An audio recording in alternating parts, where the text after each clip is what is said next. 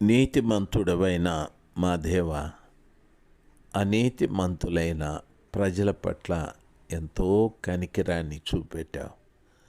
అనీతిమంతులలో నేను కూడా ఒక్కడిని, నా కుటుంబీకులు కూడా ఉన్నారు. మా పట్ల మీరు కృప చూపెట్టి మమ్మల్ని అనీతి మార్గం నుండి నీతి మార్గంలోకి నడిపించినందుకు స్తోత్రాలు.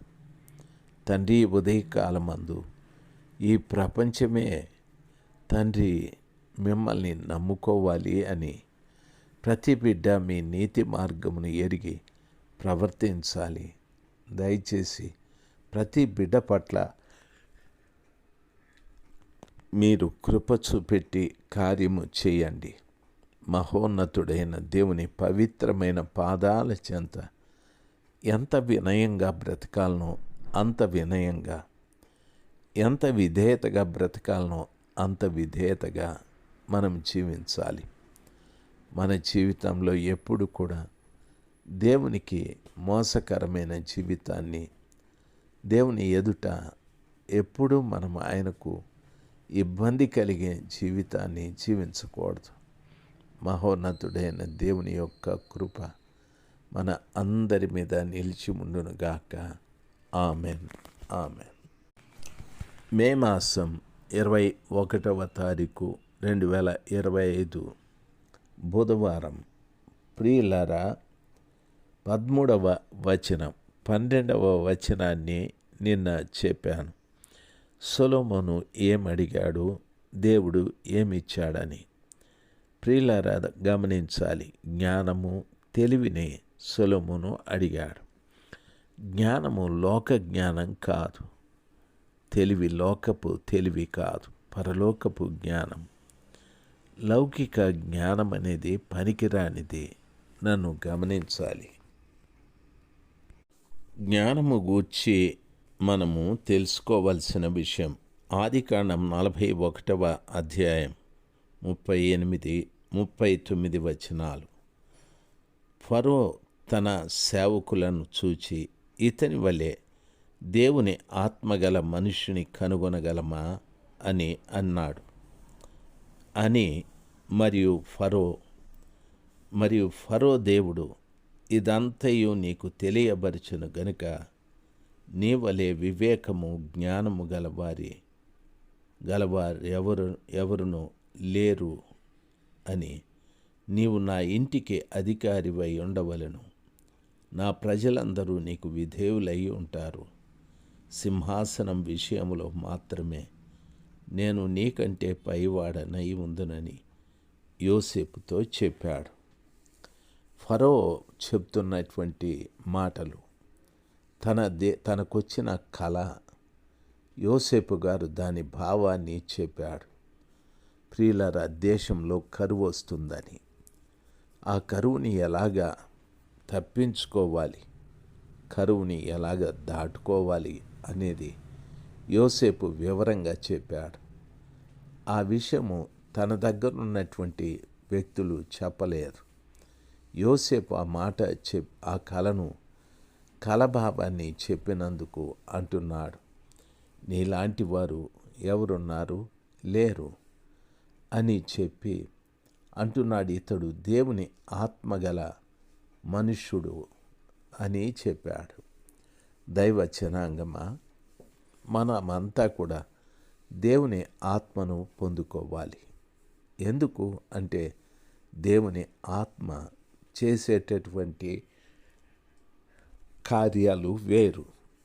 అంతేకాని దేవుని ఆత్మ మనం లేకుండా బ్రతకకూడదు. ప్రభువు కూడా చెప్పాడు, నా ఆత్మ లేనివాడు నా వాడు కాదని. క్రైస్తవ లోకానికి ఈ రోజున నేను ఒక తండ్రిగా, అన్నగా మనవి చేయడం, యేసుని సొంత రక్షకుడుగా అంగీకరించాను.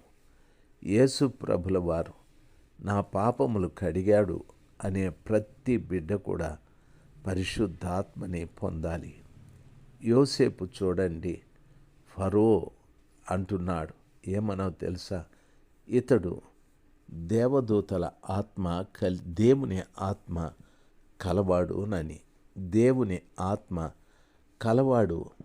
అందుకే ఈ మనిషిని లాంటి వారిని మనం ఎవరు చూడగలము?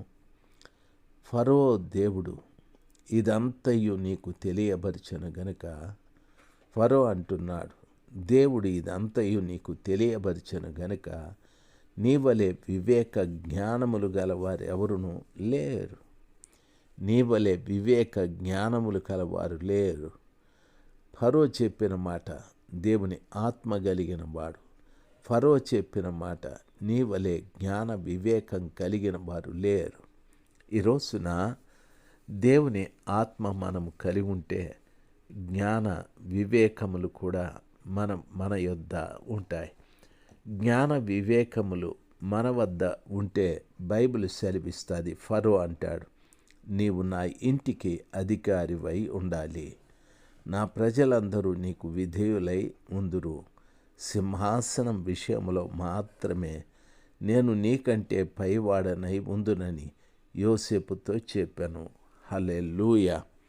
బానిస అయిన యోసేపు అక్కడ ఒక పనికిరాని కేసులో ఇరుక్కున్న యోసేపు, జైలులో ఉన్న యోసేపు ఆయన స్థితి. అయితే దేవుని ఆత్మ కలిగి ఉన్న కారణాన జైలు లేదు, నేరము లేదు, బానిసత్వము లేదు.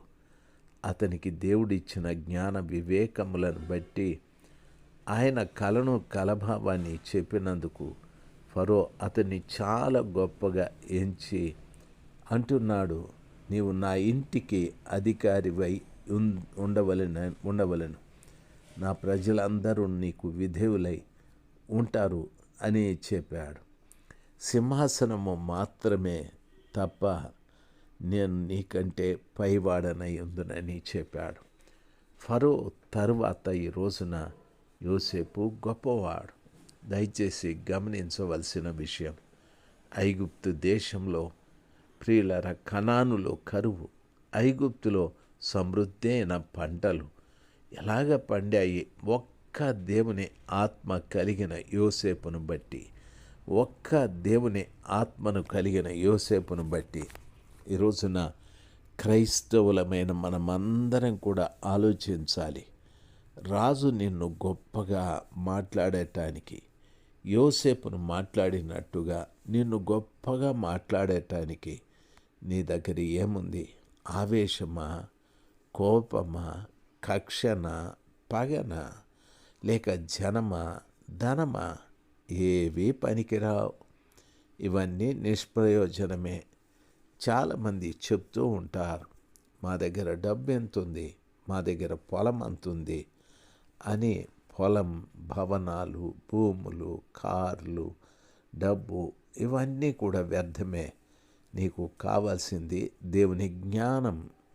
ఈ దేవుని యొక్క జ్ఞానం కలిగి ఉంటే ఆ దేశంలో రాజు అంటాడు, అయ్యా నా ఇంటి మీద నిన్ను అధికారిగా ఉంచుతాను, నా ప్రజల మీద కూడా అధికారిగా ఉంచుతాను. అయితే సింహాసనము తప్ప మీల వాటన్నింటిలో నువ్వు గొప్పవాడివి, సింహాసనము మాత్రము నాది అని చెప్పాడు. జ్ఞాన వివేకం కలిగిన, దేవుని ఆత్మ కలిగి జ్ఞాన వివేకం కలిగిన యోసేపుని దేవుడు ఎంతగా హెచ్చించాడు.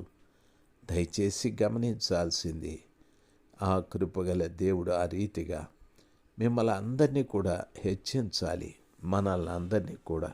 అయితే మనమందరము దేవుని ఆత్మ కలిగిన పిల్లల వలె బ్రతకాలి. దేవుని కృప మీ అందరికీ తోడుగా ఉండాలి. దేవుని ఆలోచనల ప్రకారంగా మనం జీవించగలిగితే దేవుడు సమస్తాన్ని మనకు దయచేయగల సమర్థవంతుడు. దైవ జనాంగమ గమనించాలి, వాక్యం ఈ రీతిగా సెలవిస్తుంది. దేవుని జ్ఞానము అవసరం. నిర్గమాకాండ 31వ అధ్యాయం. మరియు యెహోవా మోషేతో ఈ విధంగా అన్నాడు, చూడు, నేను యూదా గోత్రములో హూరు మనవడును ఊరు కుమారుడనైన బెసలేలు అను పేరు గలవానిని పిలిచి తిని, విచిత్రమైన పనులను కల్పించుటకును బంగారుతోనూ వెండితోనూ ఇత్తడితోనూ పని చేయుటకును, పొదుగుటకై రత్నములను సానబెట్టుటకును, కర్రను కోసి చెక్కుటకును, సమస్త విధములైన పనులను చేయుటకు జ్ఞాన విద్యా వివేకములను, సమస్తమైన పనులను నేర్పును వానికి కలుగునట్లు వానిని దేవుని ఆత్మపూర్ణునిగా చేసి ఉన్నాను. బెసలేలును దేవుడు ఆత్మపూర్ణునిగా చేసి ఉన్నాడు. మరియు నేను దాను గోత్రములోని అహీసామాకు కుమారుడైన అహోలియాబును అతనికి తోడు చేసి తిని, నేను నీకాజ్ఞాపించినవన్నీ చేయనట్లు జ్ఞాన హృదయులందరి హృదయములలో జ్ఞానమును ఉంచి తిని. హల్లెలూయా. ప్రియులారా, గమనించాలి, దేవుని పిల్లలు దేవుని పని చేయటానికి, ప్రత్యక్షపు గుడారంలో పని చేయటానికి జ్ఞాన హృదయము కలిగిన వారై ఉండాలి. దేవుని సేవకులుగా, విశ్వాసులుగా ప్రభు పని చేయటానికి జ్ఞాన హృదయము కలిగి ఉండాలి. ఆ విషయాన్ని ప్రతి బిడ్డ జాగ్రత్తగా గమనించాలి. దేవుడిచ్చిన జ్ఞానము లేకపోతే మనము దేవుని పని కొరకు దేనిలోనూ ఉపయోగపడం. దేవుని పిల్లలు బాగా ఆలోచించాలి. సర్వశక్తిమంతుడైన దేవుని కృప మీకు తోడుగా ఉండని. చూడండి, రత్నములను సానబెట్టుటకును, తరువాత ఇత్తడితోనూ వెండితోనూ బంగారముతోనూ విచిత్రమైన పనులను కల్పించుటకు అంటాడు. ప్రభు చిత్తమైతే రేపు ఈ విషయాలు మీతో మాట్లాడుటకు ప్రభు కృప దయచేయునుగాక. Amen, amen.